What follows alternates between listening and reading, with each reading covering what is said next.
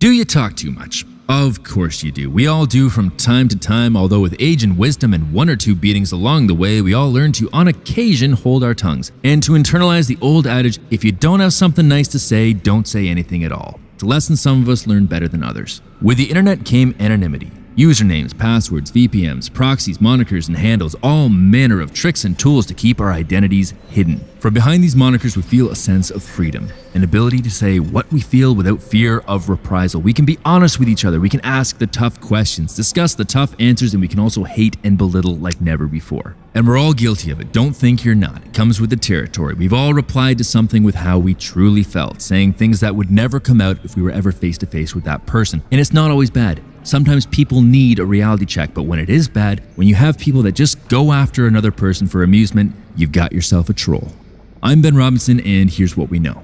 The mask of confidence that was so carefully crafted and plastered on by good old Sergeant Bartesky in Division 51's face is starting to slip. His once unshakable confidence in the arrest and incarceration of the image killer is melting like cheap foundation at the beach as IK, the real IK that is, continues to fill up her punch card. Try not to worry too much, Bartesky. I'm sure she'll give you a free one once she hits 20.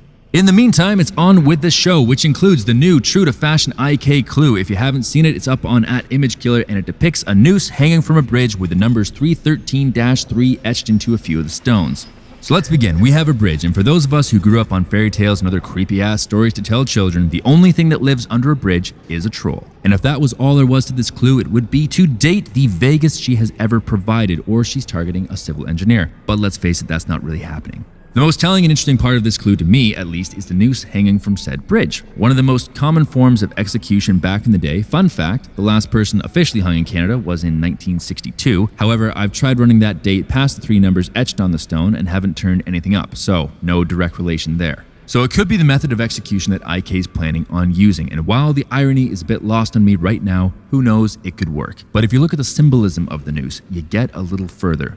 There's the obvious reference to lynch killings, but seeing how IK has chosen to model herself as a just killer, I can't see that applying here. But for anyone who hit up Sunday school as a kid, I can see it applying as a reference to Judas Iscariot, more specifically, a traitor. So, traitorous troll. You're thinking to yourself, that doesn't seem to narrow it down very much. There are loads of traitorous trolls out there. Well, actually, yes, there are.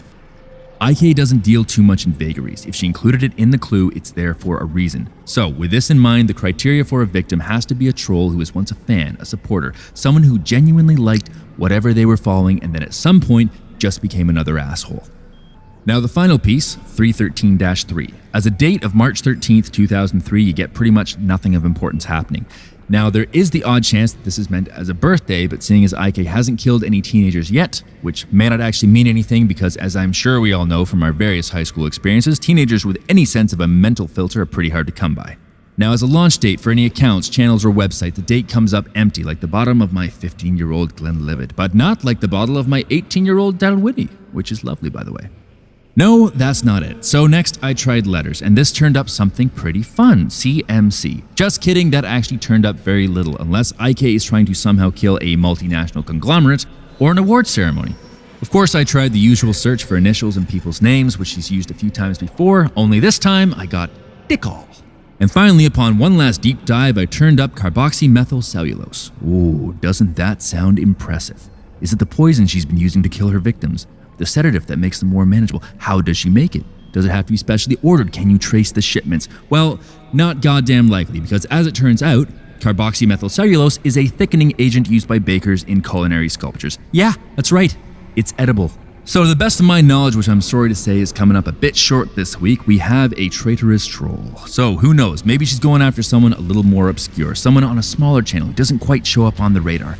If anyone's got some theories out there to the mystery numbers 313-3, feel free to enlighten the rest of us. Till then, that's all I've got, guys. Good night.